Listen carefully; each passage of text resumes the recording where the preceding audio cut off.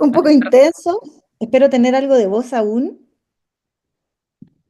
Bien, entonces ahora sí, ya está todo perfecto. Vamos a ir con la última presentación del día de hoy. La que era de Agostina sobre Aria la tendremos que hacer después, en algún minuto. Quiero, antes que cualquier cosa, darle las gracias a nuestro equipo de We Are. En particular, quisiera agradecer a Alberto Juarrero, que es la persona que hizo las presentaciones y que configuró em, las distintas presentaciones, las distintas vistas, los separadores. Creo que hizo un trabajo hermoso. Entonces, nada, muchas gracias, Alberto, por eso. Vamos entonces. Handoff de accesibilidad, a lo que vinimos. ¿Cómo asegurar que los requisitos de accesibilidad se mantengan intactos durante todo el proceso de desarrollo? Bueno, primero quiero agradecerles a todos y todas por seguir acá. Son 5 horas, ha sido larguísimo, ya creo que vamos por las 5 horas y media. Es el último tramo del GAT y creo que vamos muy bien, así que siempre me toca cerrar. No sé por qué, ha sido como una constante. Y en este taller lo que vamos a hablar es sobre el Handoff accesible, especialmente pensado para quienes están comenzando a incorporar la accesibilidad en sus diseños. Bueno, no es tan técnico, sí útil para empezar a ver cómo hacia dónde tenemos que mejorar. Entonces, vamos con todo. Mi nombre es Consuelo Correa Barros, soy CTO y cofundadora de Globalis. Yo nunca había puesto ex algo, pero esto es algo que me llena de orgullo haber trabajado como consultora UX en la ONU. Y además soy presidenta de la ONG Cuídame, donde nos enfocamos al cuidado de mujeres cuidadoras de personas con discapacidad. Y soy docente de diseño accesible en la Universidad del Desarrollo. Vamos entonces. ¿Qué es un handoff? Es como lo primero, ¿verdad? Lo primero es decirles que es este proceso de transferir el diseño de la interfaz al equipo de desarrollo y es pensando no solo en una interfaz visual, sino que en una interfaz que le funcione a todo el mundo, ¿verdad? Entonces vamos a empezar a diseñar pensando en aquellas personas que en realidad requieren el uso de tecnología de apoyo. Ese proceso de Handoff implica compartir el diseño visual, pero también toda la documentación para que la tecnología de apoyo en definitiva funcione, ¿verdad? Y este proceso incluye notaciones, especificaciones técnicas y detalles sobre lo que es la accesibilidad. Vamos a incorporar notaciones respecto de cómo funciona el teclado, cuál es el orden de lectura, cuáles son las regiones semánticas, cuáles son los encabezados, cuáles son los textos alternativos también para las imágenes y, ¿por qué no?, incorporar ARIA, textos especialmente diseñados para el uso de Screen Reader y cualquier tipo de nota. Espérenme. Entonces, el buen Handoff en realidad se trata de hacer un diseño que piense en el código, ¿vale? Aquí estábamos hablando de que vamos a incorporar los roles de área, vamos a incorporar los textos alternativos y vamos a incorporar también el uso correcto de los componentes interactivos, pensando en, por ejemplo, desde el sistema de diseño, los distintos estados que va a tener un botón. Casi siempre se nos olvida el estado de foco. Entonces, esas son cosas que vamos a tener que empezar a implementar. De cara a nuestros diseños, vamos a tener documentación en el sistema de diseño propiamente tal y vamos a tener la documentación en la entrega a las vistas. Eso es lo que vamos a ver ahora. Em, Acá es un ejemplo, bueno. A mano izquierda está el ejemplo de tabulación, donde básicamente lo que vamos a decir es como, mira, en realidad este es el comportamiento, va esto primero, luego esto, luego esto. Existen algunos plugins que nos van a permitir hacer esto. Stark es uno de ellos. Vamos a incorporar también el orden de lectura y podríamos hacer algunas mezclas. Este ejemplo es para decirles en el fondo que eh, en algunos casos vamos a usar plugins que ya existen, pero en otros vamos a diseñar nuestros propios componentes porque todos los productos digitales son diferentes. Entonces, vamos uno por uno. Algo que siempre se nos olvida es diseñar el título de cada una de las páginas, cada una de las vistas. El título tiene que ser adecuado al contexto y por supuesto que debe ser significativo. debe diferenciar la página en la que estamos respecto de otras páginas del mismo sitio, pero también debe diferenciar nuestra página de la competencia. Entonces, estos títulos lo que hacen es ayudar al usuario a saber qué tipo de contenido va a encontrar en nuestro sitio web, ¿vale? Y va a ayudar a los usuarios que utilizan lector de pantalla. ¿Qué es lo que hace el lector de pantalla? Oye, tengo mucha sed y no me traje ni un vaso de agua. El lector de pantalla lee el nombre de la página, permite al usuario además saltarse de pestaña en pestaña y ayuda al posicionamiento. Cuando nosotros favoriteamos o marcamos como favorito una web, eso es lo que va a guardar. Y el título de la página, nosotros simplemente lo que hacemos es anotar arriba de la pantalla cuál es ese título y en el código se va a ver como title. Vamos a anotar la palabra clave principal y luego el nombre de nuestra empresa. De paso, yo aprovecho de siempre decirle a los desarrolladores, acuérdate que el idioma principal es español. Pero también vamos a encontrar algunas partes de nuestro sitio que en realidad tienen un idioma que no es español. Y en este caso tenemos el ejemplo de Hanof. Entonces lo que yo hago simplemente es marcar una notita al lado de Hanof y le digo, oye, utiliza la etiqueta de lenguaje que es inglés.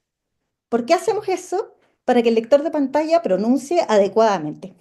Eso sería la justificación, ¿verdad? Para que cargue las reglas de pronunciación y de puntuación. Después, ¿vamos bien? ¿Se escucha bien? Sí, sí. ¿Querés ¿Sí? que siga yo un ratito y vas a buscar agüita? Ay, Susi, sí te lo agradecería un montonazo, porque realmente tengo mucha sed. He hablado todo el día. Dame un minuto, no demoro. Dale, genial. Entonces, lo que sí no estoy viendo la slide de Consu, dígame, es enlaces y botones, que me diga la... ¿Sí? Sí, dice, perfecto, ok. Vamos. Enlaces y botones. Los usuarios del lector de pantalla y teclado también escanean el contenido, ¿sí? Y para eso saltean entre elementos interactivos.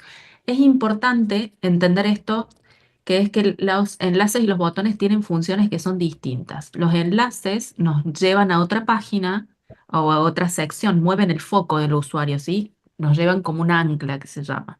Y, por ejemplo, el famoso volver arriba, que es como este botón, que se ve como un botoncito que lo ponen abajo, no importa cómo se vea, aunque se vea como botón, es un link, porque mueve el foco del usuario. Y lo mismo pasa con los botones. Los botones ejecutan una acción, como por ejemplo abrir un modal o enviar un formulario, ¿sí? Pero no te van a mover el foco, mandan información. Entonces, para los diseñadores es importantísimo que más allá de cómo se ve un componente o de cómo lo diseñamos para la vista del usuario, respetemos de la semántica, que la semántica va a estar relacionada al comportamiento del componente, entonces vamos a marcar eso en nuestro diseño, porque no podemos dejar que el desarrollo se guíe por cómo se ve, sino que vamos a tener que indicarle esto es un link, esto es un botón, de acuerdo a el comportamiento que tenga. Te dejo con su. Muchas gracias por el apoyo y soporte de siempre. Realmente me estaba muriendo de sed y además, tal vez no se nota, pero me pone sumamente nerviosa hablar a tanta gente y bueno, que además está esto de que uno no sabe si está saliendo todo bien o se rompió algo. Entonces, bueno, continuamos entonces. Muchas gracias, Susi. Em, los enlaces, como bien decía Susi, me van a llevar a otra página. Tal vez van a abrir un documento como puede ser un PDF o me van a llevar a una sección específica dentro de la misma página, por ejemplo, desplazarme hacia algún punto en particular. Los botones, en cambio, ejecutan acciones. Entonces, muchas veces hay cosas que se ven como un enlace, pero en realidad son un botón. Entonces, lo que tenemos que empezar a hacer es decir, mira, simplemente, ¿esto es un enlace o esto es un botón? Hay una complejidad adicional que tiene que ver con específicamente con aquellos botones que ocultan un menú. Nosotros necesitamos decirle además al equipo de desarrollo que no se olviden de colocar el Area Expander. ¿Por qué? Porque la tecnología asistiva le dice al usuario, aquí hay contenido que está contraído o bien está expandido. En este caso, el ejemplo es que tenemos un menú donde está nuestro logo, está el link de servicios, está el botón de productos que si yo lo abro, si lo expando, tiene nuevos enlaces y luego estaría el enlace de recursos. Entonces, acá, en el fondo, es decirle al desarrollador, necesitamos incorporar esta información, no es lo único, pero esto es relevante, porque de lo contrario, cuando no hacemos esto y se programa como si fuese un enlace y no se le avisa a través del área si está expandido o contraído, nosotros podríamos estar navegando por teclado o en realidad en algo que quizás no está a la vista o que bien el usuario no quiso entrar. No me hagas pasar por un lugar donde yo no quiero, ¿verdad? Entonces tiene que tener el control el usuario. Si quiere expandir el menú de productos, pues le hará clic en el enter o en la barra espaciadora. Bien, además vamos a empezar a marcar los encabezados. Los encabezados son los H1, H2, H3, H4 hasta el H6. Normalmente, los sistemas de diseño, cuando incorporan los distintos tipos de encabezado, le asignan un tamaño específico. Pero yo puedo tener un hermano que es más grande o más pequeño que yo. De hecho, también puede ser más gordito, más flaquito. En el diseño, en realidad, nosotros le podemos poner el tamaño que queramos, pero semánticamente debe comunicar de manera correcta. Entonces vamos a considerar lo siguiente. El H1 es único y habla del tema principal. Todas las páginas deberían tener un H1. Luego, cada sección también debería tener su título y en ese caso va a ser H2. Si esas secciones tienen subtítulos, entonces vamos a usar el H3. Y así hasta llegar al H6. Es muy raro utilizar H6, pero podría pasar. Bien, después vamos a incorporar notaciones respecto de cómo se va a comportar el foco. ¿Qué es esto del foco? Las personas usuarias podrían navegar a través del teclado. Entonces, ¿cómo lo hacen? Usando la tecla Tab. La tecla Tab se va a mover de elemento interactivo en elemento interactivo. Y acá, algo que mucha gente olvida es que el y aparecer es algo que me permita saltarme al contenido principal, o sea, saltar todo el menú e ir directo al contenido interior. ¿Por qué? Porque tal vez el usuario ya conoce el contenido del sitio y no necesita pasar por cada uno de los elementos. Entonces, vamos a marcar eso y normalmente uno va como 1, 2, 3, 4, así hasta el 80 y tanto. ¿Cómo se comporta el navegador? Cuando llego al final, vuelve al principio y ya está. Súper. Después tenemos las regiones. Denme un segundito.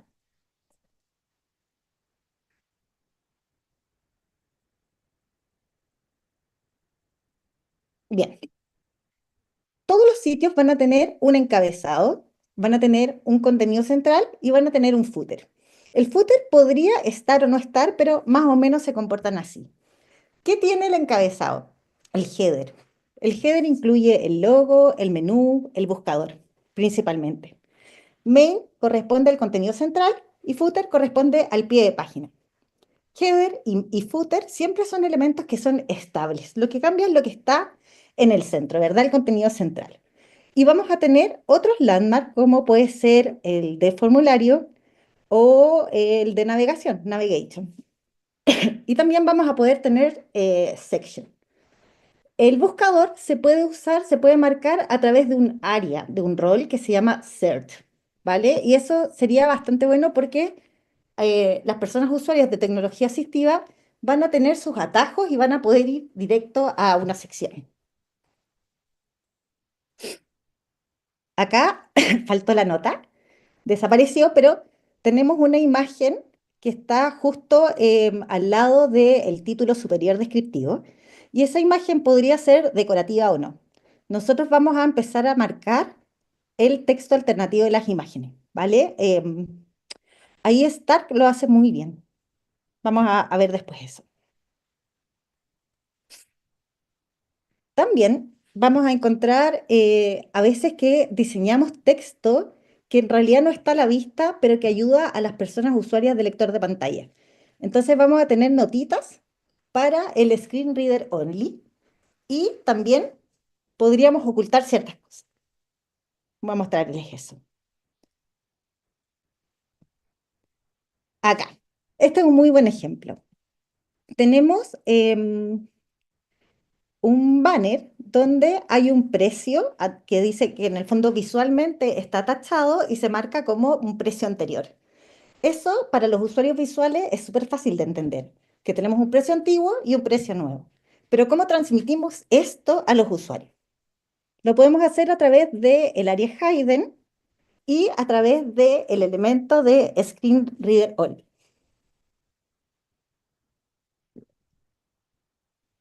Oye, pasé muy rápido porque realmente estoy re nerviosa. Hace tiempo que no me pasaba. Ha sido un día intenso, mucha cosa. Pero lo que les quiero decir es que este contenido está grabado en la plataforma de We Are. em, Así que ahí lo podemos seguir descubriendo. Yo voy a disponibilizar esta presentación para que todos la tengan, ¿vale?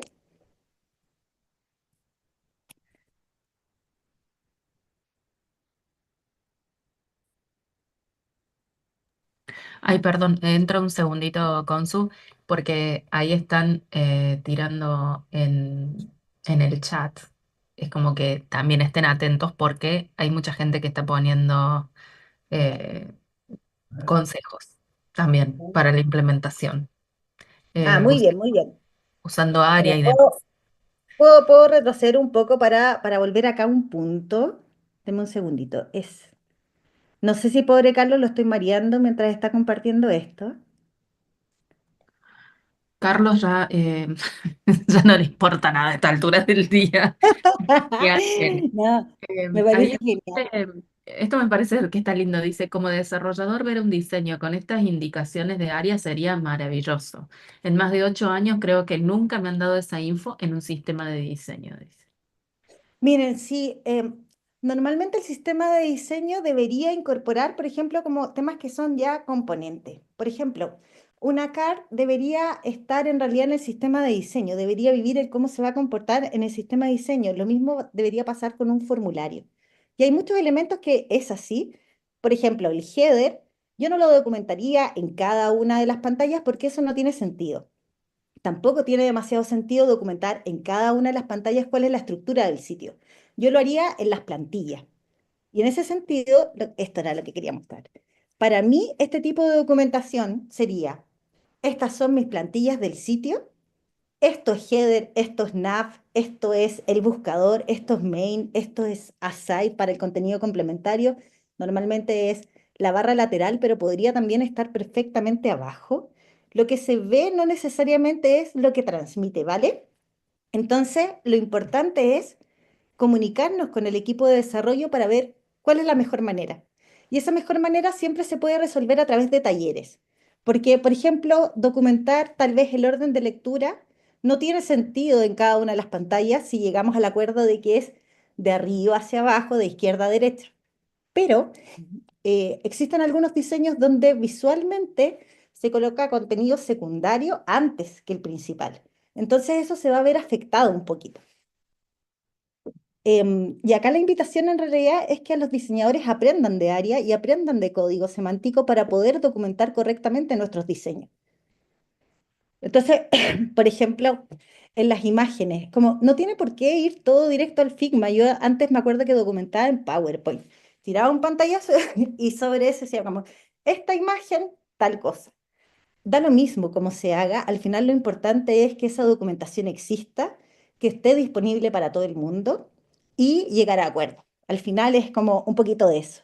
Hay muchísimo más, o sea, esto es solo una pincelada, porque en realidad, por ejemplo, las tablas también van a tener su propio Hanoff y cada uno de los elementos, por ejemplo, una notificación, eso ya es un poquito distinto, ¿verdad? Pero en términos generales, nosotros deberíamos decir, mira, eh, este botón va a tener este nombre accesible y debemos empezar a anotarlo. ¿Cómo? No importa. Realmente no importa. Lo importante es documentar y que haya un consenso y que todo el equipo lo haga de la misma manera. Creo que ese es como el mensaje principal. Y bueno, eso. ¿Por qué hacer cambios respecto de temas de precio? Es porque, bueno, justo en este caso coincide que el ejemplo es con USD dólar, es de dólares, pero normalmente nosotros lo hacemos en pesos, ¿verdad? Pesos chilenos, pesos argentinos, lo que sea. Pero el icono siempre es leído como dólar. Entonces, no tiene sentido que lea el signo dólar 30 USD. No, son 30 dólares. Es distinto, ¿verdad? Entonces, nada, empezar a utilizar las tecnologías asistivas para saber cómo funcionan es la clave para que podamos documentar después correctamente nuestros procesos. Y creo que con eso estamos. Yo igual me preocupé de que en la presentación venga cada uno de los criterios para los que estamos trabajando. Eso. Y pueden seguirme, bueno, en Globalist, en We Are, en la Universidad del Desarrollo y por supuesto que Cuídame también. No sé si hay alguna pregunta, Su, por ahí en el chat. Mira, hay preguntas, pero también hay muchos comentarios porque tenemos muchos especialistas en el chat. Y ahí Olga fue diciendo, por ejemplo, que hay un par de áreas que se pueden utilizar para modificar ciertas cosas sin tocar el diseño, como puede pasar con el area role, ¿sí? Cuando ponemos area role button, por ejemplo. Pero ella misma dijo, no es la mejor opción, pero funciona. Ahí Noé dice, nosotros cuando no tenemos un sistema de diseño, documentamos los elementos comunes en los templates de tipo de contenido o símbolos de los componentes, para no repetir tantas veces como dice Consu. Yo Y también hago lo mismo. En el sistema de diseño, por ejemplo, a ver, hay cosas que hay que documentar. Un ejemplo súper evidente es cuando tenemos un enlace que abre una página nueva. mm, Nosotros visualmente eso le colocamos un iconito que se llama Launch, que es como un rectángulo que tiene una flecha que apunta hacia la esquina superior derecha, hacia arriba, va hacia arriba. Bien, pero ¿cómo va a leer eso el lector de pantalla? Vamos a tener que ocultar ese icono y decirle que a cambio entregue un area label y que diga que se abre en una ventana nueva, por ejemplo. Entonces, todo ese tipo de cosas, las que son como comportamientos comunes o que lo vamos a considerar un patrón dentro de nuestros propios diseños, deberían en realidad vivir en el sistema de diseño y no en cada uno de los diseños de la interfaz. Pero otra vez, lo importante es partir y empezar a llegar a acuerdos. ¿Por dónde partiría yo? Em, los landmarks me parecen clave, por supuesto que todos los nombres accesibles y el texto alternativo, temas de encabezado también, importantísimo. Y después vamos entre todo lo demás, ¿verdad? En realidad me parece que las personas con discapacidad em, tampoco esperan demasiado de nosotros, entonces en ese sentido, ay, qué feo lo que dije, pero en verdad creo que están tan desilusionados de la vida que lo que hagamos va a funcionar mejor que lo que estaba antes. O sea, eso igual es bueno, la posibilidad de equivocarse son muy, muy pocas. Sí, a veces hay sobredocumentación o cosas que se hacen mal. Por ejemplo, elementos que ya eran semánticos, que ya habían sido diseñados de manera semántica, como puede ser un, qué sé yo, un enlace, no necesita después tener un área que diga que eso es un enlace. Eso sería un absurdo. Me he encontrado con un montón de ese tipo de documentación. eh, entonces, nada, hay como que ir pensando un poquito como cómo funciona esto, qué es lo que hace el DOM, qué es lo que hace el árbol de accesibilidad y empezar a mejorar nuestros procesos. Por ahí leí algo de qué es mejor usar, una etiqueta span o deep. Em, en realidad, el span debería ir dentro de deep y no suelto, pero no sé si eso responde a la pregunta. sí, cada etiqueta tiene su función, entonces es importante conocer cuál es y utilizarlas de acuerdo a la función y después todo lo que sea toquetear como querés que se vea, CSS. Si Y querés aquí hacer la tus veo. componentes custom, JavaScript, ARIA, CSS. Sí, bueno, otra cosa que pasa y que nosotros en realidad deberíamos pensar un poquito como en diseñar de manera más agnóstica. Es que muchas veces los desarrolladores, en realidad, por ejemplo, nosotros diseñamos un botón, pero en la práctica está marcado como div. ¿Por qué? Porque lo hicieron custom, lo hicieron customizado.